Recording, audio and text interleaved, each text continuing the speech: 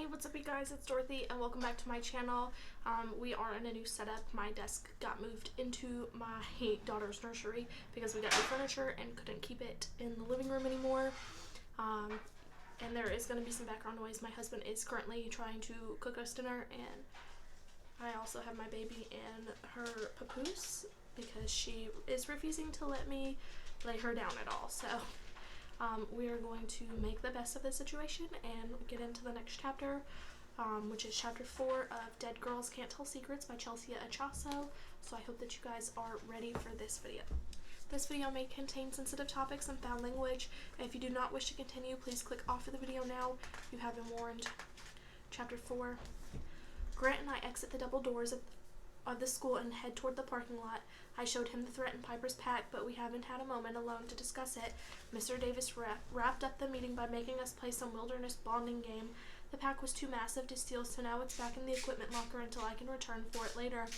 The whole last month I believed my sister tried to kill herself, but maybe that's not what happened at all. My mind returns to the note tucked away in my back pocket, the one written on school stationery sending Piper to a fake club meeting. And now there's this message written in her pack, or else. Did someone not only send her to the place she fell, but follow through on that threat? It just doesn't make any sense. Everyone loved Perfect Piper. We get inside Grant's truck and I finally blurt the question that's been battering my brain for the last hour. Who the hell wrote the message in Piper's pack? Grant frowns. The pack gets reused when club members graduate. Piper could have inherited a bag that already had that in it. Who had the bag last year? I think it was Eric's. Can you think of anyone who would have threatened Eric, I ask, struggling to even remember a kid named Eric? Nah, but his best friend, Art, could have done it as a joke. He graduated last year too. I consider this, I guess it's possible, but unlikely when you put it together with the mystery note Piper got telling her about a fake meeting at Vanderbilt Point. I flip down the mirror and start to reapply my signature lipstick shade, Rose R Pink. Grant nods, eyes focused on the road. JC could have threatened your sister. What? My lipstick tube halts in midair. I thought everything was perfect between those two ever since the carnival. JC didn't seem too happy when Piper joined the club. She yelled at her. No way. Could JC really have threatened Piper? I know JC hates me, but I thought she and Piper were thick as thieves. Sure, they had a falling out a while back, but this year they were back to being attached at the hip. At least I think they were. I've been a bit preoccupied with my own problems these days. What did JC yell? I ask. Grant shrugs. I don't remember. Girl stuff. Super helpful. Thank you, Grant.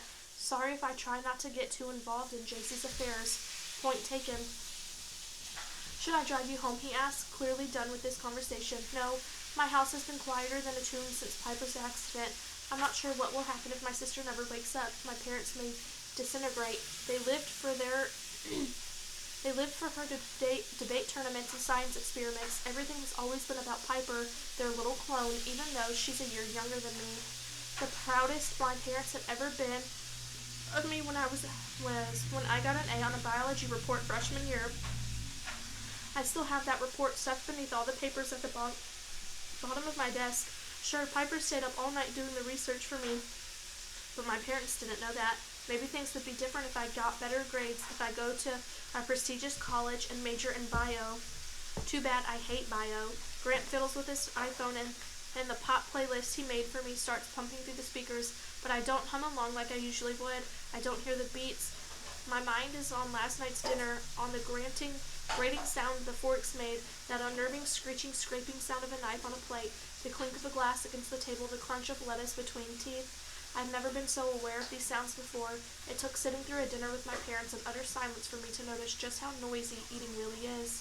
It took sitting through dinner without Piper across the table to realize just how invisible I am.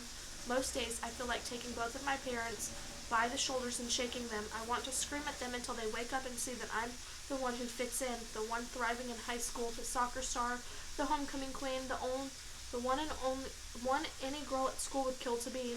But to my parents, none of that matters. At my house, I'm a freak. They're not only the reason I can't go home, though.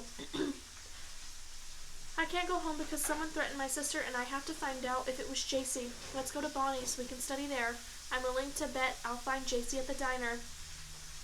The three amigos, JC, Piper, and Noah, practically lived at that place before Piper's fall. Grant cocks a brow at me. It's unlike me to want to study. Colleges look at first semester transcripts senior year. I explain, even if I get a soccer scholarship, I need to keep my grades up. You'll get one, I know it. My stomach roils. I'd better at night. My gaze drifts to the window away from Grant to watch the bonny trees fly by. I press my fingers against the little charm dangling from my neck, blink back tears. It would be a shame to flunk chemistry and ruin my chances at MLC now after everything I've done to get in. We'll both get into MLC and it'll be amazing, Grant says. Now can we talk about the club? You're not really coming on this weekend's hike, are you? Of course not. I'm just trying to find out what happened to my sister. Grant shifts in his seat, his silence saying it all. We already know what happened to your sister. An image of Piper that day sneaks into my mind. Blonde hair wild, cheeks aflame, eyes stormy. A shiver passes through me. Maybe he's right. Maybe I'm on a desperate mission to clear my conscience. A mission that will only lead back to the moment I can't bear to face. Grant pulls up in front of Bonnie's diner, and I scan the parking lot for JC's clunker. Bingo, she's inside. I check my makeup in the mirror and then gather my things. The place is empty, save an old lady sipping tea at the counter and JC and Noah at the front. They spot me and begin to whisper. Ignoring them, I make my way through the shiny red tables until I reach the back corner booth. Can you get me a Diet Coke? I ask Grant, dropping my backpack onto the shiny red cushion. I have to use the bathroom. Sure, babe. He tosses his backpack on the seat across from me and plops down. I trespass past the black and white photos from the 50s lining the corridor to the restrooms, and a woman holds a milkshake at the counter at the same giant Bonnie sign adorns the wall behind the waitresses. You would think Bonnie's had actually been around since the 50s based on the water-stained walls and tears in the seat cushions where cottony stuffing pokes out. In reality, these photos are a sham. Bonnie's has only been around since the 90s. Mom grew up in Grayling's Pass, and she says there was an old diner here that went out of business. Bonnie moved in years later. Bonnie is as big of a liar as I am. I emerge from the restroom, stealing a peek at JC, sipping her drink, laughing with Noah. My sister completely erased from her mind. JC Pritchard knows something. I start down the aisle, passing by Grant at my table. I don't stop until I'm right in front of her. She glances up at me. Something you need, Savannah? Another boyfriend to steal, maybe? Did you threaten my sister? I snap. Her head whips back. What are you talking about? Noah lifts a hand in a calming gesture. Can we just lower?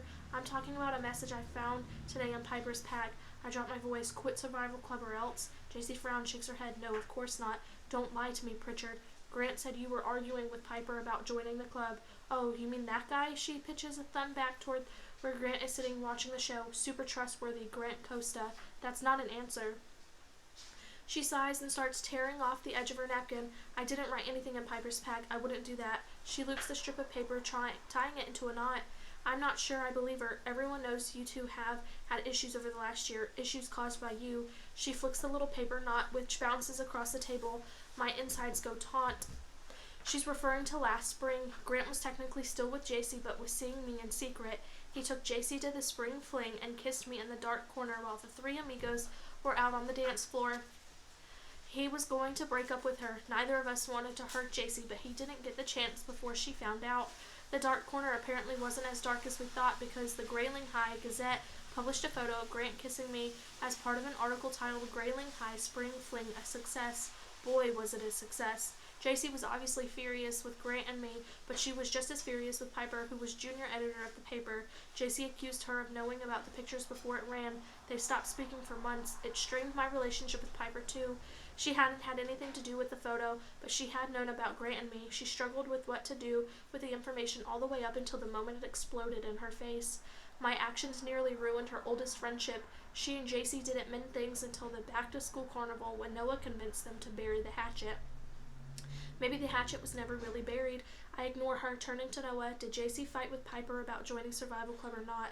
Noah blinks and adjusts his glasses. I don't. Come on, Noah. I slap a palm down on the sticky table, and Noah lunges for his milkshake to keep it from toppling.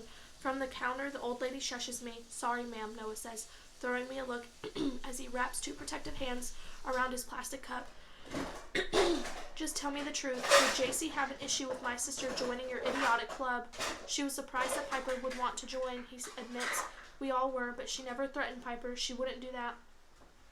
My gaze swings back to JC. I grit my teeth, managing to keep my mouth shut for the first time in my life. I don't believe her. Someone threatened Piper. Someone gave her specific instructions to go to the point where they would be alone, and my sister never returned from that trip. Instead, she wound up unconscious on the side of the mountain. If Piper didn't fall on purpose, then it's not my fault, and if JC had something to do with it, I'm going to find the proof. That is the end of this chapter. I will see you guys in the next video. Bye!